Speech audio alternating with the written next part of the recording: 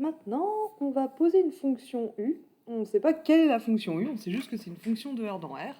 Et on va dire que x et y, deux réels, sont en relation si u de x est strictement plus grand que u de y. Alors, est-ce que R est réflexive? Est-ce que x est en relation avec x? Quel que soit x dans R, u de x ne va pas être strictement plus grand que u de x. U de x va être égal à u de x, évidemment. Donc la relation R n'est pas réflexive. Par exemple, si je prends x égale 0, c'est pas vrai que u de 0 est strictement plus grand que u de 0, c'est pas possible. Donc 0 n'est pas en relation avec 0. Vous pouvez prendre votre réel préféré à la place de 0 ici, on s'en fiche. Tout ce qu'on veut constater, c'est qu'il existe un x dans R tel que non x Rx, tel que x n'est pas en relation avec lui-même. Donc ça, c'est la négation de la réflexivité. La réflexivité, c'est pour tout x dans R, x Rx. Donc R n'est pas réflexive. Est-ce que R est symétrique? Est-ce que si x est en relation avec y, alors forcément y est en relation avec x? Bah non, si x est en relation avec y, u de x est plus grand que u de y, mais du coup u de y n'est pas plus grand que u de x. Donc, R n'est pas symétrique.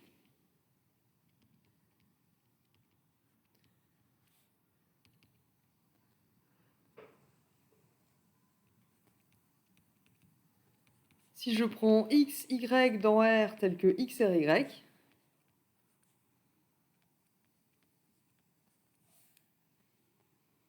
alors u de x est strictement plus grand que u de y, donc on n'a pas u de y strictement plus grand que u de x.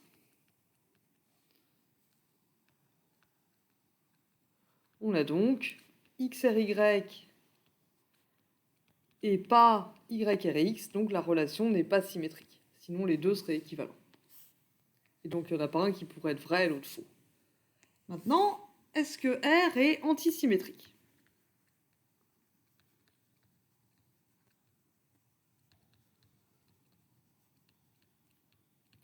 Alors, R est antisymétrique si, pour tout xy dans R,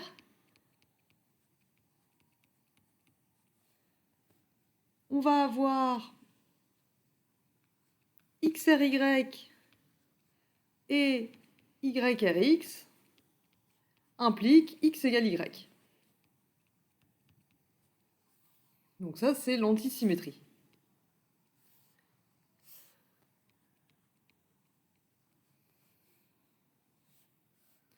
C'est-à-dire u de x supérieur à u de y et u de y supérieur à u de x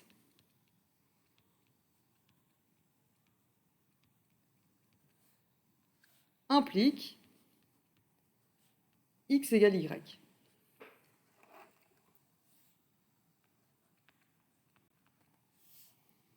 vais plutôt écrire ça sur une ligne parce qu'on a l'impression que le pour tout xy dans R, il vit tout seul. Donc R est antisymétrique. Si et seulement si on a ça,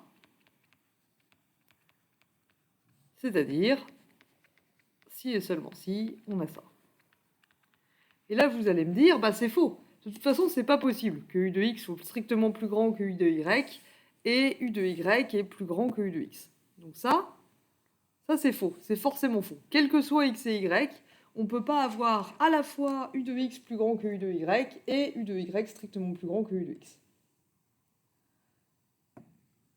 Mais, si vous vous rappelez de la table de vérité de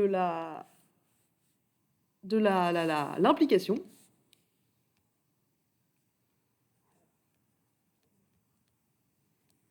vous vous rappellerez que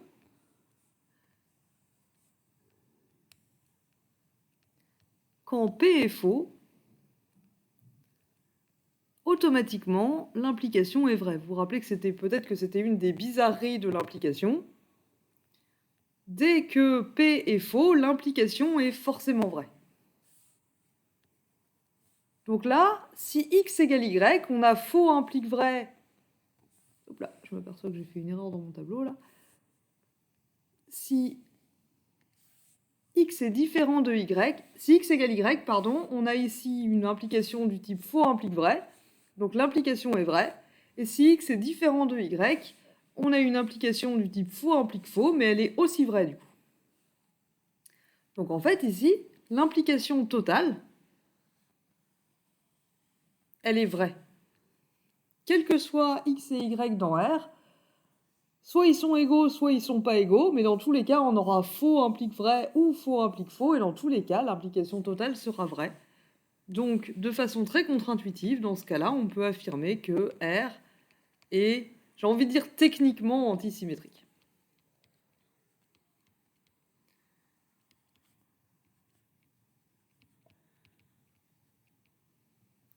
Elle est antisymétrique, mais uniquement à cause d'une bizarrerie de la logique formelle.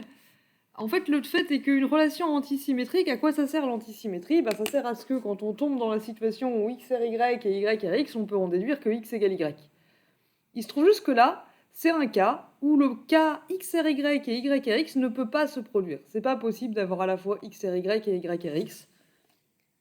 Donc on ne sera jamais amené à en déduire que x égale y a tort. Donc on ne peut pas se tromper avec cette implication, parce qu'on l'utilisera en fait jamais. Donc là, c'est une façon un peu bizarre pour la proposition d'être vraie, c'est juste pour dire qu'elle ne peut pas nous tromper, parce que c'est pas possible de trouver un contre-exemple. En fait, on ne peut pas montrer la négation de cette proposition, parce qu'on ne peut pas trouver un x et un y qui vérifient ça, mais qui ne vérifie pas la conclusion. Parce que comme le prémisse est faux, c'est pas possible de montrer la négation de cette implication. C'est pas possible de trouver x et y tels que u de x plus grand que u de y, et u de y plus grand que u de x, et x différent de y, puisque les deux premières parties, on ne peut pas. Donc R, ici, est techniquement antisymétrique. Et maintenant, est-ce qu'elle est transitive? Alors, est-ce que si x est en relation avec y et y en relation avec z, est-ce que x est en relation avec z? Si u de x est plus grand que u de y et u de y plus grand que u de z, alors oui, on va pouvoir en déduire, et cette fois sans bizarrerie de la logique, que u de x est plus grand que u de z. Donc R va être transitive.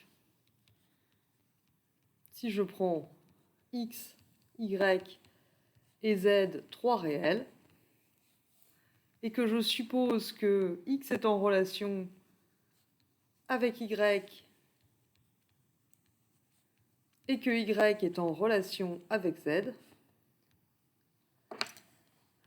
alors en fait ça veut dire que u de x est strictement plus grand que u de y et u de y est strictement plus grand que u de z, du coup u de x est strictement plus grand que u de z. Donc x est en relation avec z. Et donc on a montré que pour tout x, y, z, si x r y et y r z, alors x r z, on a donc montré que R était transitive.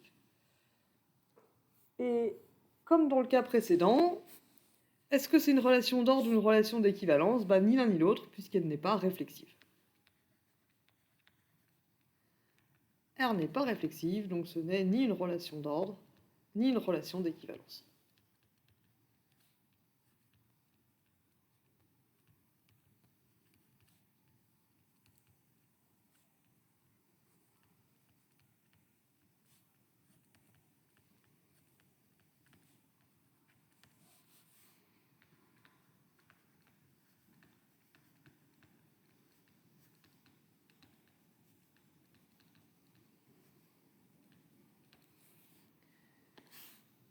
Et c'est tout ce qu'on avait à montrer pour cette relation-là.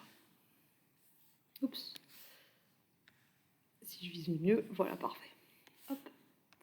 Et toc.